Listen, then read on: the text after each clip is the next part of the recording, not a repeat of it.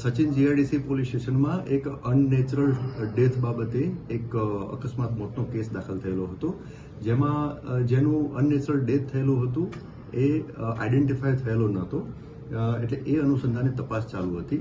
જે રીતના મરણ જનાર જે હાલતમાં મળી આવેલો હતો, એટલે કે નગ્ન અવસ્થામાં મળી આવેલો હતો અને ઓળખ એની થયેલી નથી, તો આ બાબતે સૌ પ્રથમ તો ઓળખ એની થાય એ બાબતમાં સ્થાનિક પોલીસ તરફથી પ્રયત્નો કરવામાં આવેલા હતા અને સાથે સાથે એ ડેડ બોડીની આજુબાજુ કોઈ એવિડન્સ કેસના લગત મળી આવે તો એ પ્રાથમિક તબક્કાની તપાસમાં એ બધું આવરી લઈ અને તપાસ હાથ ધરવામાં આવેલી હતી.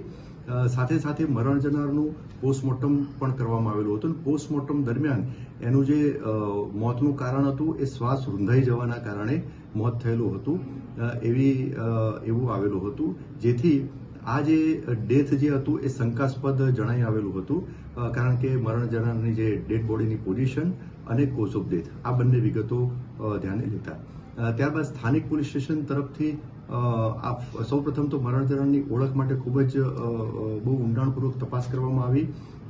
હ્યુમન સોર્સ મારફતે અલગ અલગ માહિતી મેળવવામાં આવી. સીસીટીવી કેમેરા ચેક કરવામાં આવે. સીસીટીવી કેમેરામાં આ જે મરણ જનારની એની મુવમેન્ટ જણાઈ આવેલી અને એ સાથે જ મરણ જનારનું ડેડ બોડી જે છે એ આઈડેન્ટિફાઈ થઈ ગયેલી અને મરણ જનારનું નામ દિનેશ રામદાસ યાદવ એ સચિન જીઆઈડીસી વિસ્તારમાં અને આસપાસ વિસ્તારમાં રખડતો ભટકતો હતો અને છૂટક મજૂરીનું કામ કરતો હતો એવું તપાસ દરમિયાન જણાઈ આવેલું હતું અને મૂળ એ યુપીનો રહેવાસી હતો. મરણ જનારની ઓળખ થયા પછી મરણ જનારના જે સગા સંબંધી જે છે તે યુપીમાં રહેતા તો એમનો સંપર્ક કરવામાં આવ્યો અને એમની પાસેથી પ્રાથમિક વિગતો મેળવવામાં આવી.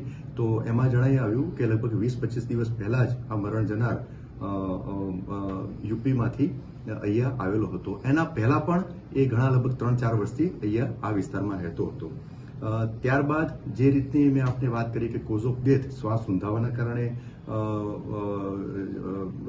થયેલું હતું, એમનું મોત થયેલું હતું અને સાથે સાથે એ નગ્ન અવસ્થામાં મળી આવેલો હતો, જેના કારણે એક સૃષ્ટિ વિરુદ્ધનું કૃત્ય થયેલાનું પણ પ્રાથમિક જણાઈ આવતું હતું, જેના કારણે આ જે મોત હતું એ શંકાસ્પદ જણાઈ આવતું હતું, જેથી સ્થાનિક પોલીસ દ્વારા આ બાબતે ઊંડાણપૂર્વક ફરીથી તપાસ ચાલુ રાખવામાં આવી અને સચિન જીઆઈડીસી પોલીસ સ્ટેશન અને સચિન પોલીસ સ્ટેશન વિસ્તારમાં લગભગ 700 થી 800 સીસીટીવી કેમેરા અલગ અલગ સ્થળના ચેક કરવામાં આવેલા, સ્પેસિફિક ટાઈમના ચેક કરવામાં આવેલા અને એમાં જે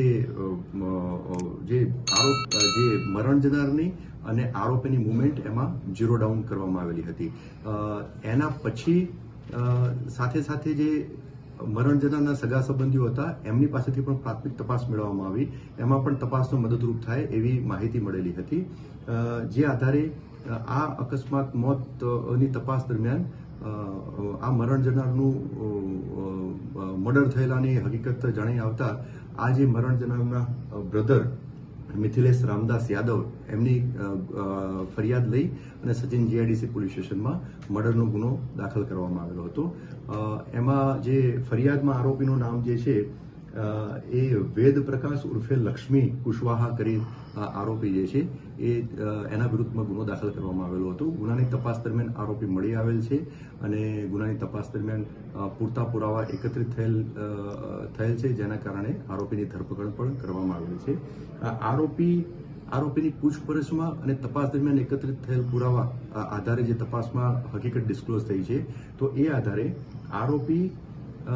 આરોપી અને મરણ જનાર એ જે આ બનાવ બન્યો એટલે 28 તારીખે આ મર્ડરનો બનાવ બન્યો, એ વખતે સવારથી આ બંને જોડે હતા અને આ જે મરણ જનાર જે છે એની સાથે આરોપીએ જાતીય સંબંધ પણ બાંધેલો હતો અને એના પછી જ એનું મોઢું દબાવી અને એનું મર્ડર કરેલું હતું.